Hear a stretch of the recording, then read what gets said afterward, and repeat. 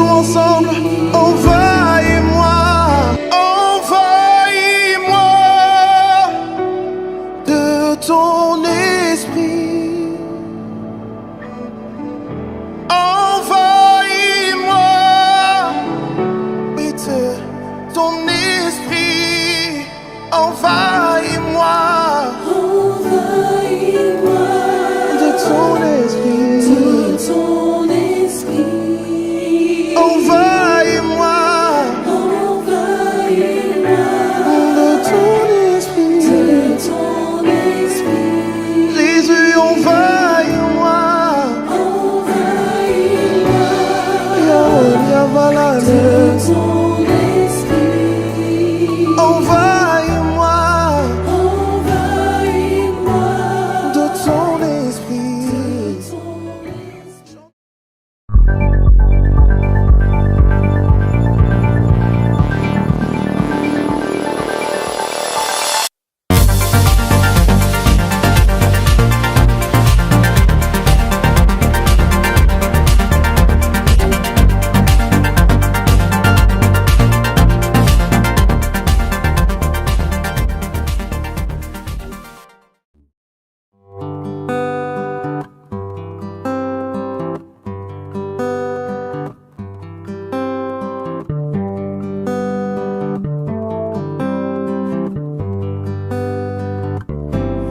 The Lord, my rock, in Him I hide, my shelter in the time of storm.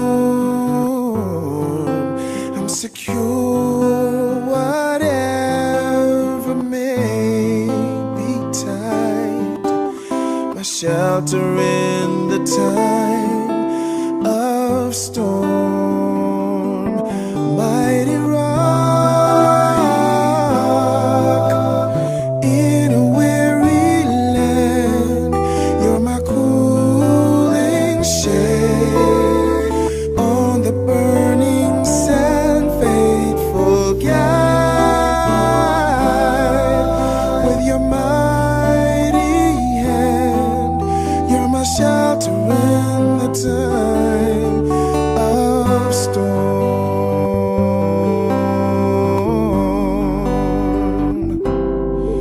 You're my shade by day, defense by night, a shelter in the time of storm.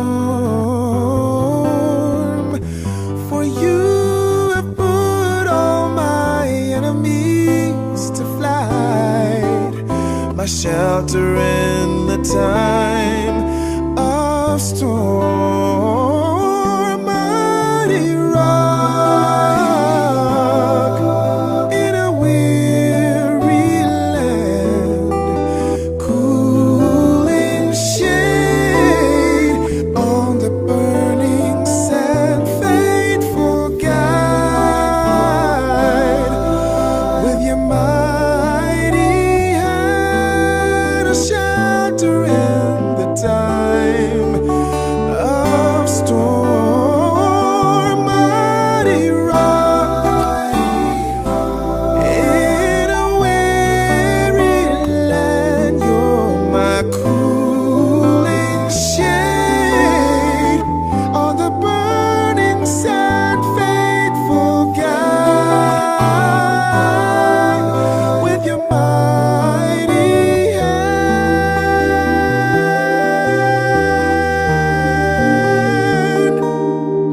my shelter in the time of storm. My shelter, strong tower, that's what you are, that's what you are. My healer, deliverer, that's what you are, that's what you are. Provider, reviver, that's what you are, that's what you are. You're my shelter in the time of storm.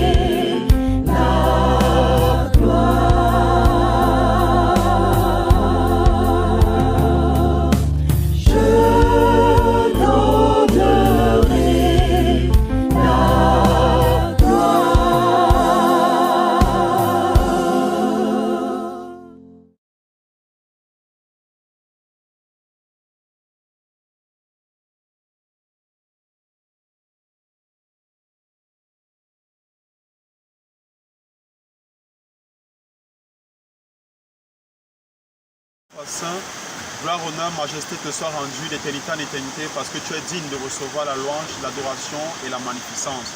Nous te bénissons, Seigneur, parce que tu as permis en sorte que nous puissions être en ce jour de sabbat, Seigneur, ce 7e jour que tu as béni, sanctifié, mis en part pour t'adorer, pour te louer et pour te bénir. Accorde-nous la sagesse et l'intelligence, afin, Seigneur, d'acquérir tes connaissances et de les mettre en pratique pour que celles-ci puissent nous aider, Seigneur, à vivre sur cette terre et à rendre nos maintenant ton Seigneur de vie. Au nom de Jésus-Christ, nous avons prié. Amen.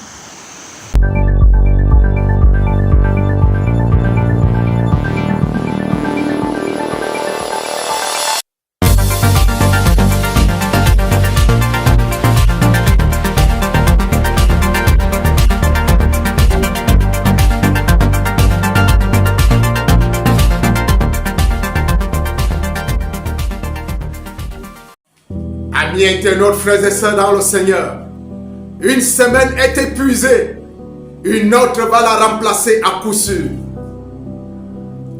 Une génération arrive, fait tout le boucan qu'elle peut faire et elle est remplacée à coup sûr par une autre génération. Certainement, très bientôt, notre génération passera et nous serons oubliés si nous ne posons pas des actes qui restent dans les archives.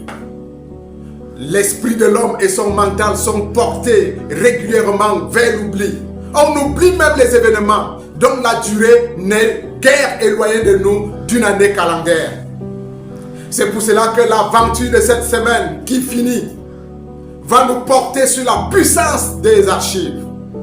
Je voudrais vous accompagner à découvrir la puissance des archives. Les archives sont puissantes et le ciel est organisé en anges archivistes puissants également. Amis internautes, frères et sœurs dans le Seigneur, dans le talentueux livre d'Esther, livre dont on ne connaît ni l'auteur ni la date de rédaction, il est porté les faits suivants. En son chapitre 6, à partir du premier verset, dont je m'en vais lire. Il est écrit, cette nuit-là, le roi ne put pas dormir. Et il se fit apporter le livre des annales, les chroniques. On les lut devant le roi. Et l'on trouva écrit ce que Mardochée avait révélé au sujet des Bigthan et des Térecques, les deux eunuques du roi, gardes du seuil, qui avaient voulu porter la main contre le roi Assuérus. Le roi dit, quelle marque de distinction et d'honneur Mardochée a-t-il reçu pour cela? Il n'a rien reçu, répondirent ceux qui servaient le roi. Fin de citation. Amis internautes, frères et sœurs dans le Seigneur, si le royaume d'Assuérus n'avait pas eu des archivistes, s'il n'y avait pas le livre des annales, si on n'avait pas écrit dans ce livre des annales ce que Mardochée avait fait, ce souvenir aurait été oublié comme une génération qui passe et dont les faits ne sont pas contenus dans les archives est oublié. Oui, les archives ont une puissance. Mardochée a reçu une marque de distinction parce que dans les archives, on a trouvé inscrit ce qu'il avait fait pendant que le roi avait été menacé par Bigthan et Térecques, ces eunuques qui voulaient porter la main contre lui, qui avaient comploté pour un coup d'État. Dans chaque catégorie d'anges au ciel, la division des archivistes est réservée aux anges qui ont fait leur preuve dans la sagacité qu'ils ont démontré lors des missions qui leur étaient confiées. On n'est pas archiviste au ciel qui veut. On est archiviste parce qu'on a traversé des étapes qui permettent à ce que nous pouvons écrire l'histoire sans rien omettre. Être archiviste relève du mérite et de l'expérience au milieu des anges. Les chérubins, les séraphins, les omniaphins, les tertiaphins, les secondaphins et tout ce qui est catégorie d'anges au ciel a une division réservée aux archivistes. Ces archivistes accomplissent les actes d'écrire l'histoire sans omettre un seul détail. Amis internautes, frères et sœurs dans le Seigneur, une autre fois, les archives ont parlé de leur puissance. Les archives ont révélé combien elles sont puissantes. Dans le talentueux livre d'Esdras, au chapitre 6, à partir du verset 1er jusqu'au verset 2. Écoutez ce que déclare cette rédaction. Alors le roi Darius donna ordre de faire des recherches dans la maison des archives où on déposait les trésors de Babylone. Et l'on trouva à Hachemeta, capitale de la province de Midi, un rouleau sur lequel était écrit le mémoire suivant. Oui, les archives sont puissantes. Et à plusieurs reprises, on sauvait des situations difficiles. On sauvait les hommes des situations difficiles. Et même dans le livre de Malachie, un livre de souvenirs est écrit pour chaque individu qui traverse le monde. Ainsi donc, chacun de nous se livre au bel exercice de rédiger ses annales et de les classer dans les archives. Si nous ne le faisons pas, les anges enregistreurs notent jusqu'au plus petit détail, jusqu'aux subtilités des détails, tout ce que nous posons comme acte, toute parole qui sort de notre bouche. Le Christ ne le disait-il pas que par vos paroles vous serez condamnés et par vos paroles vous serez justifiés? Tout simplement parce que Christ savait qu'un ange enregistreur prend virgule après virgule, point après point dans son livre d'enregistrement. Oui, portons une grande importance aux archives, parce qu'au ciel, pas un événement, aussi petit soit-il, n'est passé au peigne fin et retransmis fidèlement dans le livre des archivistes. Si Mardochée n'avait pas eu la chance que dans le royaume d'Assyrus, il y avait des archivistes qui auraient écrit son histoire. Et comment pouvait-il être distingué à un moment crucial de sa vie, au moment où Aman voulait le porter à la potence? Les archives parlent et parleront toujours. Mais lorsque nous regardons l'organisation de notre monde, très peu d'administrations prennent au sérieux la division des archives.